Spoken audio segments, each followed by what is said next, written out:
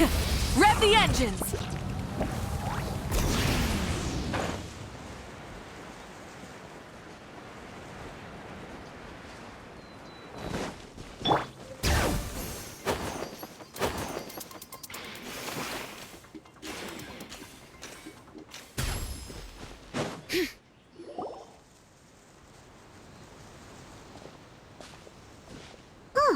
Nervalette and Risley, they're here too! Good to see you, traveler. Paimon. I trust all has been going well for you? Big news, everyone. The Udex is out of his office on important business.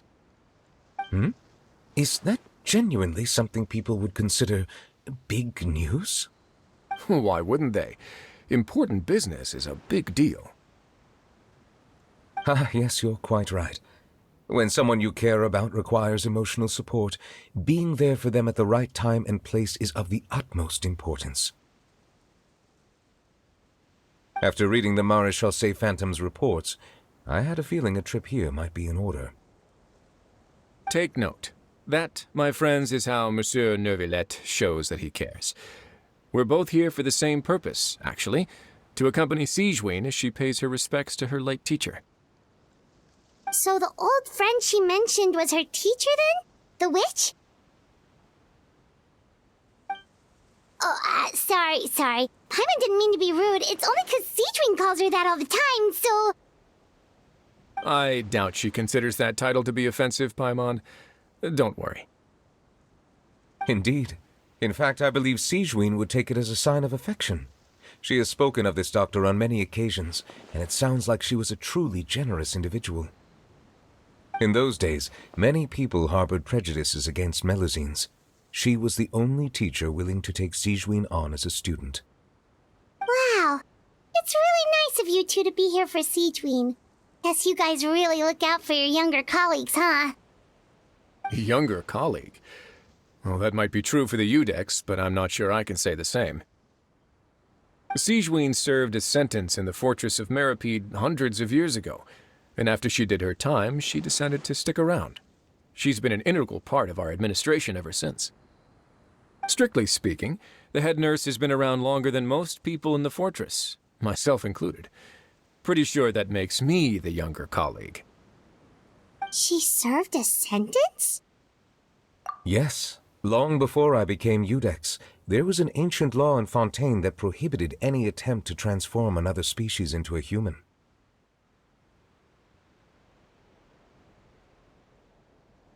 Initially, I and most researchers believed this law to have been imposed due to ethical concerns.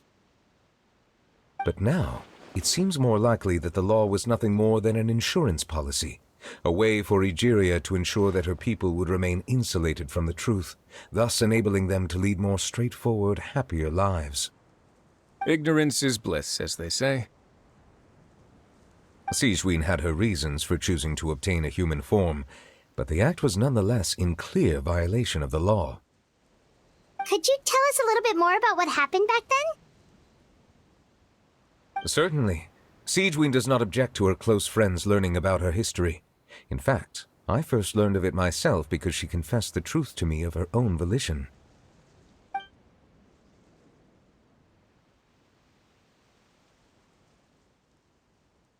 Even with their daughter so ill, they kicked you out? Stubborn as always.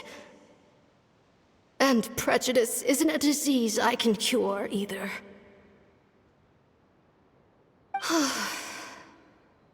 Shame that I don't have the energy to get over there. You're laughable, you old witch. You want to save everyone in Fontaine, but you can't even save the patient before you. Master, what are you... I discovered a strange disease, one I suspect that every Fontainian suffers from. But without witnesses or proof, no one will believe me. I had no choice but to experiment on myself to find a cure, but I hit a wall. And as you can see, it took a wretched toll on me. Then, I'll find a cure for you, and then you can go cure her. There's no need. I am beyond saving now. There's not. But, Master... As I said before, a doctor's duty is to treat whatever ailments they can. I know, but they don't trust me at all.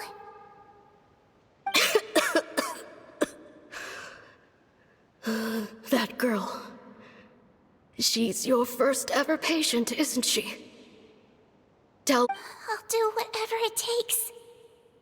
Even if it means breaking the law and being punished for it? As long as I don't hurt anyone. Yes.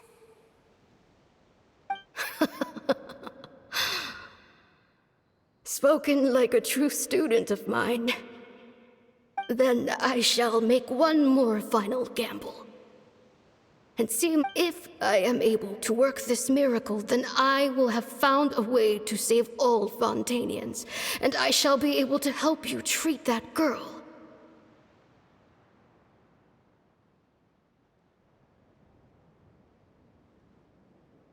If not, then it means there is one more disease in this world that I cannot treat. In that case, do not come looking for me. I will leave you a parting gift. An accidental discovery happened upon through my study of this strange disease. It has little use, but it will... When Sijwin returned, the miracle had not occurred.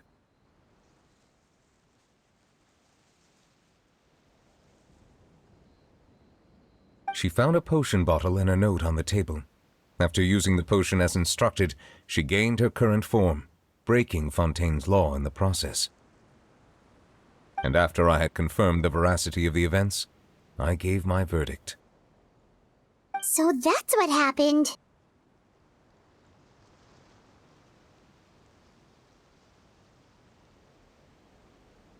I fear Sijwin only understood the full story after the truth about the dissolution of Fontanians was uncovered. When I reflected on all this with that knowledge in hand, I felt a deep sense of regret. As I use the law to uphold justice, there are times when I cannot help but acknowledge its ruthlessness. After the final details of the events surrounding Sijwin's transformation came to light, I checked several sources and, thankfully, the legal code does not require Sijwin to shoulder any additional punishment. Wonder how she feels about all this. Since she invited you here, I imagine she intends to speak of these matters with you, no?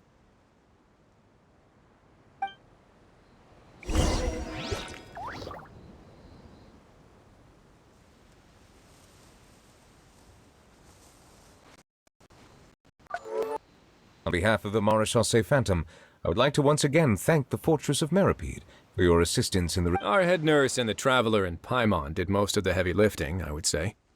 Sijwin seems to be in good spirits. I trust work hasn't been too hard on her lately? Well, she might be the only permanent medical staff in the fortress, but there's plenty of people with medical knowledge willing to help her out. I am most relieved to hear it. The way you're asking after her well-being makes you sound like a concerned parent. Well, I won't lie. I've always seen myself that way. Showing your age a bit there, don't you think? Indeed. Actually, I often forget just how much older I am than you. Well, while we're on the topic, what did you do before getting this job anyway?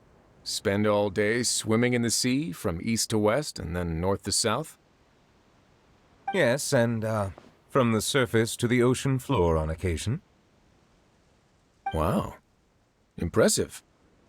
Apologies, that was merely an attempt at humor. You can disregard what I said. That's impossible, I'm afraid. My imagination's already running wild.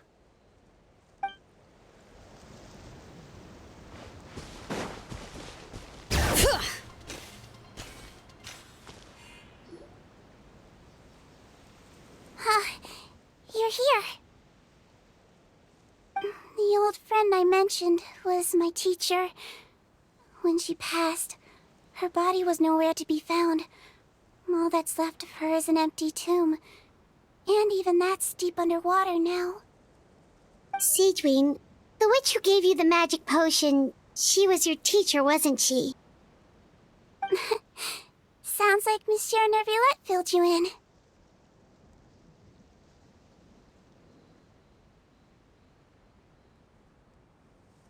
After learning the truth, it must have been hard to process, huh?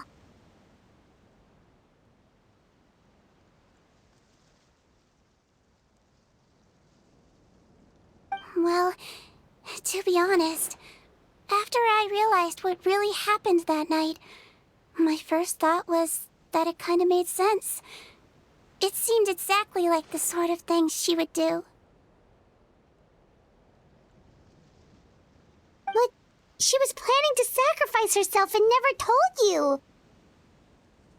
That's just who she was. If lying is what it took to get a kid to take their medicine, then that's what she'd do. Alright, but why did you turn yourself in? I broke the law, simple as that. My teacher made her choice, and I made mine. True. It's just, the way Potton framed it when he was asking you all those questions, it made Paimon really mad. You're not like him at all, and everything Nervillette said confirms that. And yet, you were still convicted and thrown in prison. It just feels so unfair.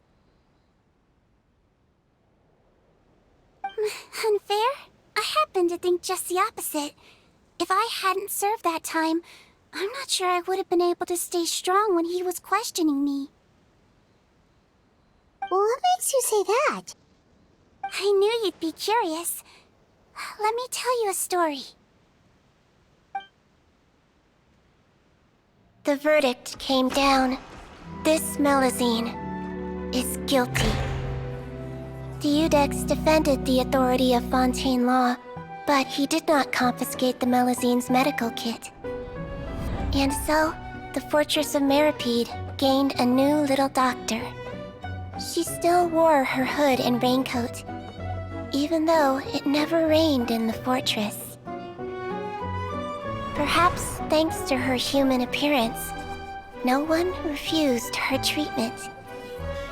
She treated more and more patients, and her sentence grew ever shorter. Finally, the people of the fortress could not live without her, and though her sentence ended, she did not leave them either. Then one day, she received an invitation from the outside world. The location seemed familiar, and when she arrived, an old lady was waiting for her. She saw right through the Melusine's disguise, but didn't reveal it. Instead, she asked a question.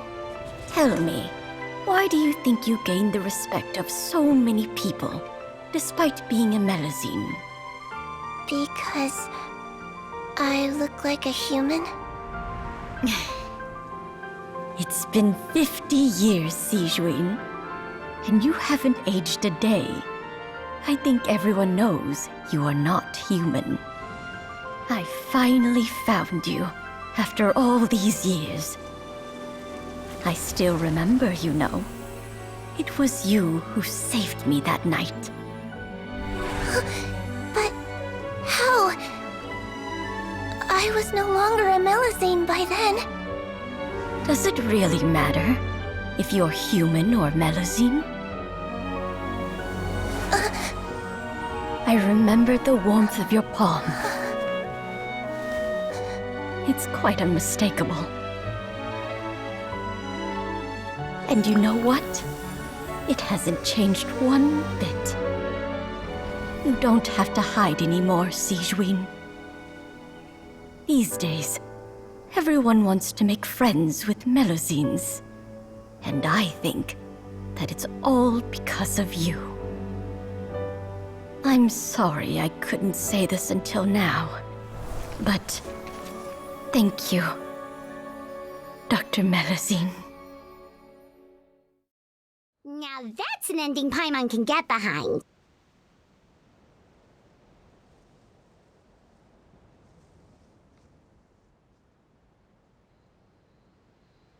After hearing everything Potton said, I wanted to tell him that it didn't matter who he looked like on the outside.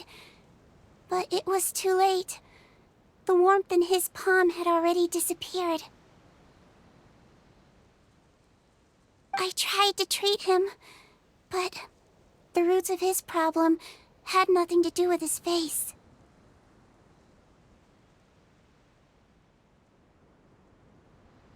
I understand. Thanks, you two. I appreciate you being here for me while I talk this through. Oh, it's nothing. Our pleasure. Oh, there's one more reason I invited you here. It's about time I finally give you what I promised. In order to restore the appearances of the face-swapping victims, the Marechaussee Phantom gave me special permission to make a few bottles of that potion. And I made one extra just for you two. We don't need it though. Shouldn't we destroy it?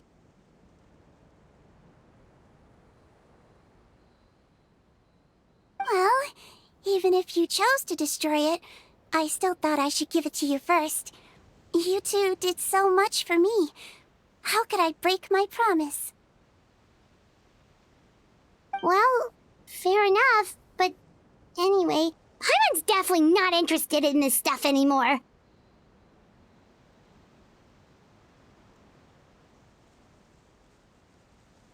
Still, if this is the very last bottle in all of Teyvat, getting rid of it would feel like kind of a waste.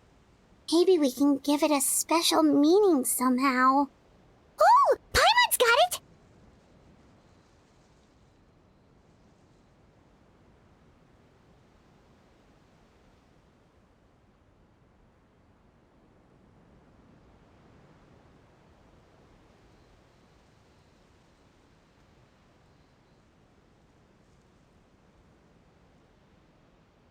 Melusine physiology wasn't affected by the Great Flood, right? So that means the potion should have a permanent effect on you. In that case, what do you say, Sijwin? Ever thought about transforming back to the way you used to look?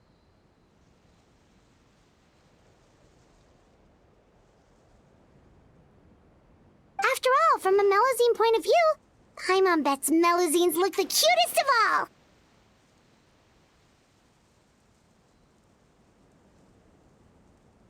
Paimon, after everything, do you really think it matters whether I'm Melusine or a human? Well... What was Paimon thinking? You made up your mind a long time ago! Yeah, let's just destroy this thing. Leave it to me.